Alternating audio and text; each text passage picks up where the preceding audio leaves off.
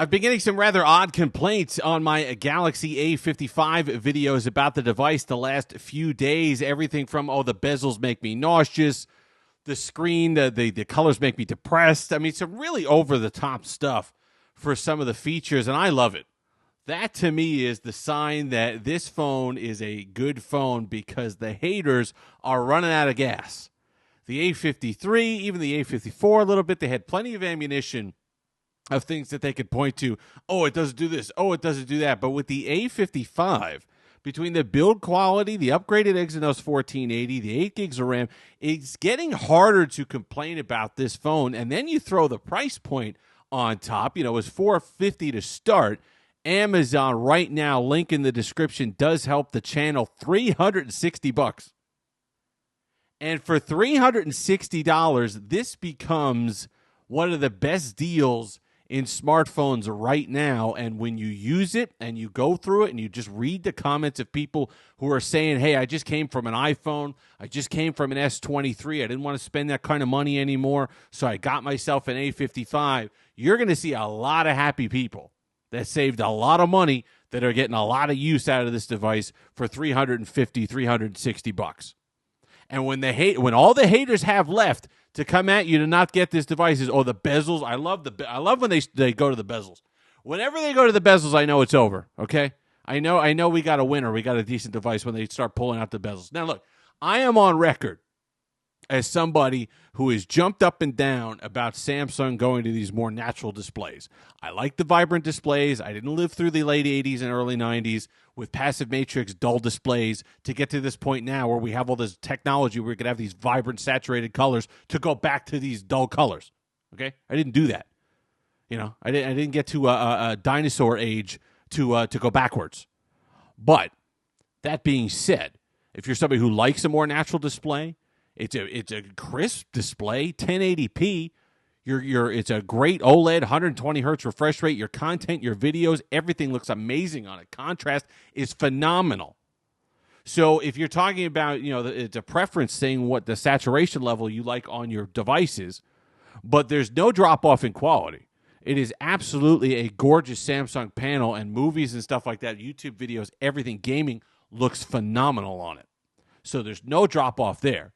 And if you're talking about devices in the $350 price range, it's really tough to beat this package. Really tough.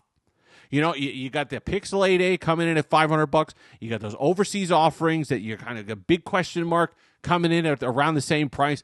This is a just all around winning mid range now, a kind of upper budget price range for device for $350. Good performance, and I mean that. Decent gaming. You're going to get decent frames and things. It's not like where, on the A53, you were lucky to get any frames whatsoever. You're getting decent frames here. It's not like, I had someone asked, well, why would they even bother giving this 120 hertz display? It can't possibly push that. It pushes it. Not only does it push it, it's pleasant. Not a hiccup in sight. Did you want to say that the A54 had occasional slowdowns or occasional moments when you kind of felt its price point?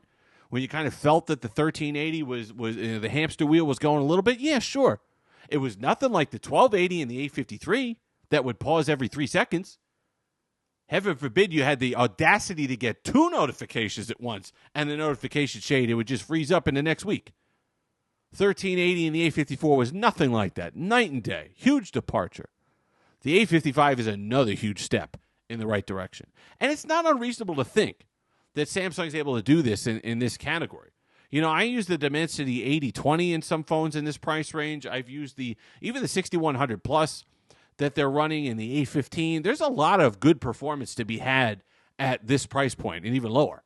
So to think that the 1480 can provide, not no one's saying flagship, okay? No one's saying it's replacing your. That was the other comment that just just drove me up a wall. Oh, I have an S24 Ultra for work.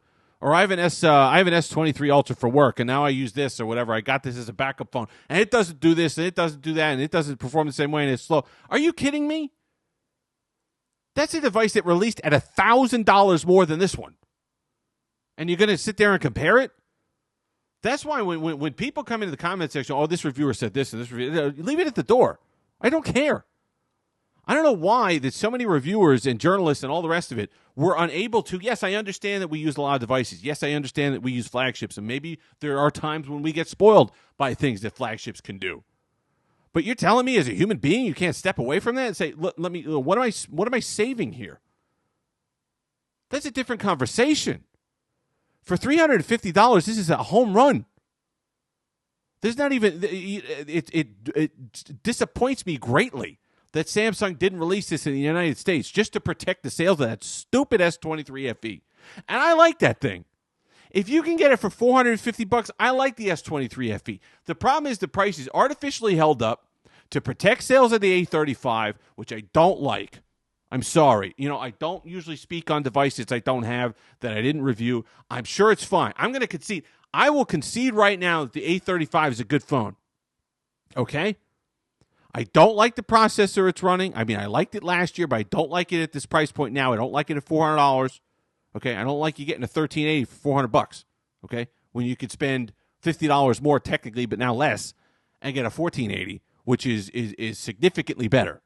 More power efficient. That was the major piece that was missing last year with the A54. Everything I loved about that device and the massive upgrade it was over the A53, the thing that was missing was that outsized battery life. You weren't getting it. 5.5, 6 hours of screen on time did get better with updates. That's why updates are important. Okay? It's not always a negative. I have a lot of people when I say, 5 years of support, that's great at this price range. A lot of people who own Pixels, which I feel your pain, saying, you know what, updates aren't always a good thing. Well, they're not always a bad thing either. Unless you have a Pixel phone, they're not always a bad thing either. The A54 got better as the year went on. The A54's battery life got better as Samsung brought in more efficiencies for the Exynos 1380. So that's why you want that 4 and 5 years of support, because the hope is the company's going to still work on this and get get improvements on the efficiencies. Doesn't really need it here because you're talking over 8 hours of screen on time. But that's what they were missing. That's what the 1480 gives you. Really good performance, excellent battery life, phenomenal flagship level build. I'm not exaggerating when I say that. 8 gigs of RAM, micro SD card expandable storage. There is a lot to like here. And this is because so many people just complain and dismiss this device right off the top. It literally becomes underrated. It becomes a sleeper hit. It becomes a phone that, because Samsung didn't release it to protect those other two goofball phones, because you got the Exynos in there, so there's a group of tech enthusiasts, dare I say snobs, who are just going to write this device off right from the rip and say, I don't even want it.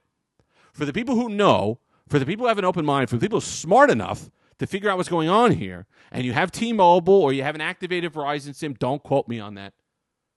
A lot of people in the comment section say it'll work with an activated Verizon SIM. I don't know. Do not say Uncle Steve told me to do that. Right? You're taking your own risk there. But for people who are smart enough to see all through all that nonsense, who have T-Mobile here in the United States, who love a good deal, this is the deal of deals right now in the smartphone world. If you've made it this far, like, comment, subscribe, all that fun stuff. Until next time, have that Steve-licious day.